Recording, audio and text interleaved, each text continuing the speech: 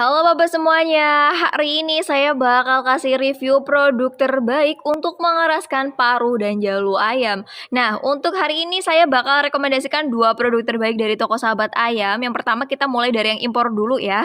Nah, ini dia untuk yang impor kita ada punya Lampam LP Oil. Ini sudah rekomendasi testimoni terbaiknya dari toko Sahabat Ayam.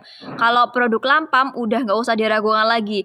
Ini sangat membantu sekali untuk mengeraskan paruh dan jalu ayam kita biar tidak mudah patah ataupun kalau misal lagi ada luka bisa banget pakai LP Oil ini ya. Buat Pak Bos silakan langsung dicoba aja. Ini bentuknya cair nanti tinggal diolesin aja.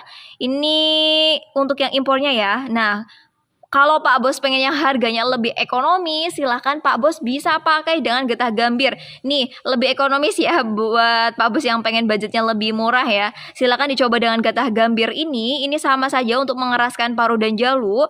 Ini cara pakainya juga sama. Ini tinggal dioleskan saja ke kaki atau paruh dan jalu ayam. Ini sama khasiatnya dua produk ini.